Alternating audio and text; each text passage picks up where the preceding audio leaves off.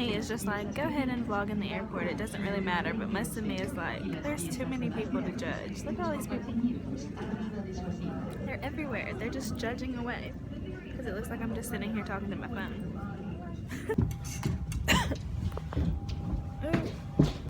I am learning more and more to just ask for what I want. The worst someone can say, or the worst thing someone can say is no. So why not go for it?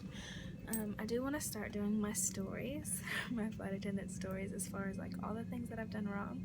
I know I keep telling you I want to do a video on it, but it's so many things that it would have to be like multiple videos. So I think I'll just start like telling the story. So yeah, do you guys want to hear that? If not, I'll post this one, and then if you all are like, we don't really care about that, or you know, that was just like a personal thing that doesn't really matter, then just let me know and I will move on to something else. Okay. My heels are so scuffed up. Look at that. Oh, I hate how that looks. I need to get some new ones. This window lighting in this bathroom in this New York City hotel. Yes, yes, yes, yes, yes, yes, yes. What's that noise? Story time. I have to make it quick though because I am on East Coast and it's like an hour and a half or something before midnight, so let's hurry up and try to tell this story and get this uploaded on this Wi-Fi. Okay, so I'm gonna see if I can tell this story without saying the word essentially, because apparently when I vlog, that's like one of my favorite words to say. I never realized how much I actually say that when I am filming. But let's see, horror story number 1. This was back when I was mini-based. I went to Dallas to go see my family on my on my off days. I kind of want to set the phone down and tell the story. Hold on. Let's make a quick little tripod right here. Okay, so I went to go visit my grandma on my off days. I was not working. I finished the trip the morning before at like 8 a.m. or something. So I was like, oh, I've got the whole day and I've got the next 2 days off. I'll go see my grandma. So I fly into Dallas, DFW, huge, massive airport. On the way to the airport, I realized I can't find my badge. I don't know what I did with it. Or actually, this is after I got to the airport, I realized it. I get to security, that's what happened. I get to go through security, which is our crew security, and I'm like, what?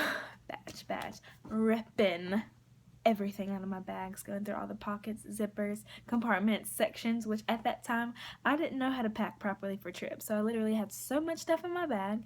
I'm just looking like a fool in the middle of the airport, taking everything out in my uniform, and I'm just like, what is, like, I can't do anything without my badge. So I take everything apart, can't find it. I call my mom, I'm like, come back to DFW and get me, we need to go back to the house, I'll book a later flight, and we have got to find my badge. It must have dropped out at the house. So we drive from the airport all the way back to the house, get there, rip the house apart, nothing, the badge is not there. So I go back to the airport and I'm like, I don't know what to do. I literally don't know what to do. I can't get through security without my identification. And inside my badge was also my credit card and this other little like thing that we have to scan whenever we go through security. So I'm just thinking to myself, oh, I don't know what to do. So I call my manager. She's off for the day. She's actually on vacation, so she won't be there for the next 3 days. And I mean, I couldn't find it anywhere, so they ended up telling me, since I was booked on the next flight, that I could go through regular security. What they would do was give me like this ticketing pass to go through for the next flight, since it did show that I was listed on there, but I was not going to be able to like get on the jump seat, so I was literally just going to have to fly standby on the next flight to try to go back. So I'm trying to call around and tell them that my badge was lost and that I needed a new replacement one. So what ended up happening, I finally got on not the next flight I was supposed to, but the next one. So I'm in the airport all day trying to call everyone. I get the runaround from everyone. Everyone's saying, okay, I'll transfer you here. You need to contact this person. I'll give you this number. So it's just a nightmare to do that. So anyway, I finally get back to Minnie because that's where I was based at the next time, and I had three-day trips back to back to back, which for those of you who are flight attendants, 9 days of flying.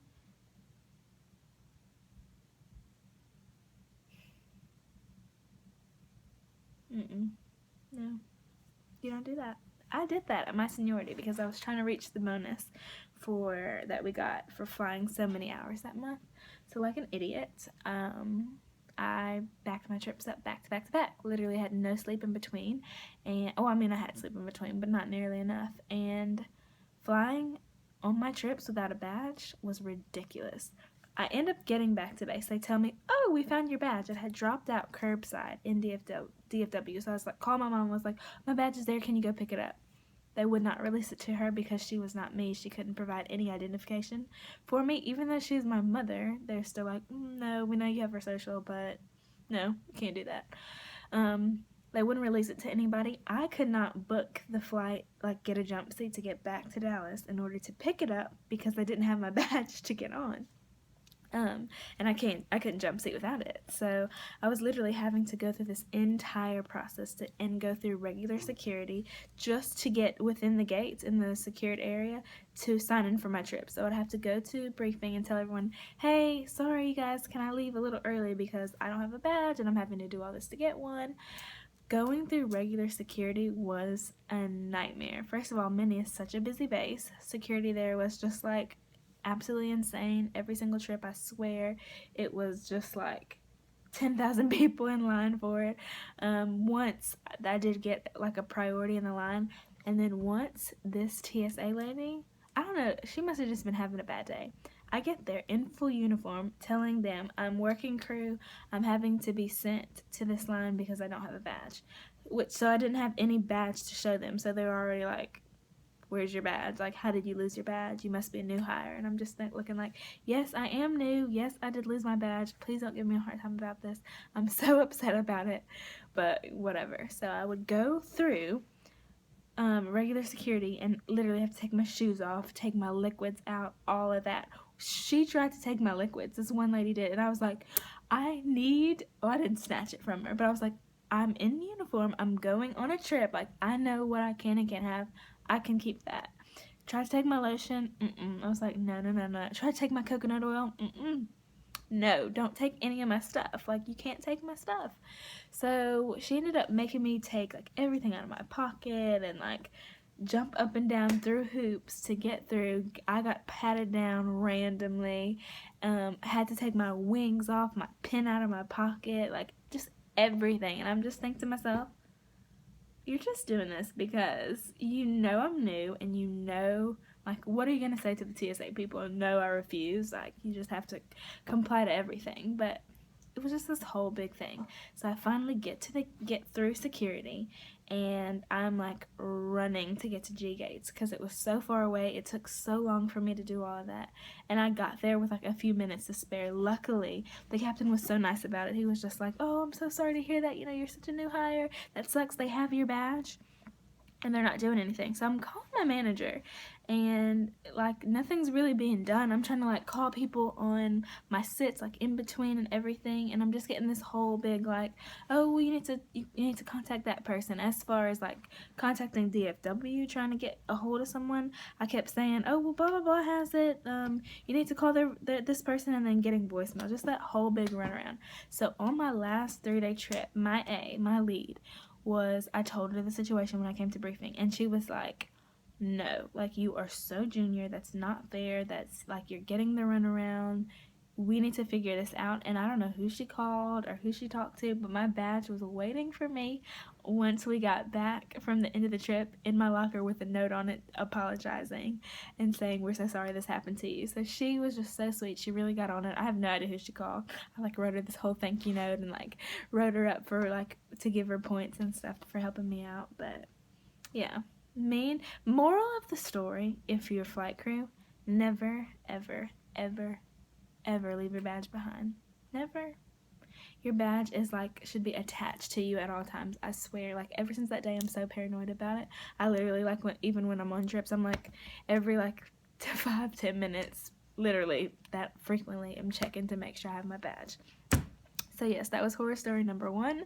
There's about, 302 more stories where those came from, but I'm about to go pick up my to-go order downstairs. I'm in Albany, New York, and I'm gonna go for like a little walk in the morning. I actually really like this hotel and this layover, so yeah, see you guys in my next one. Bye! Follow me on IG and Twitter and Snapchat at the Ashley Banks.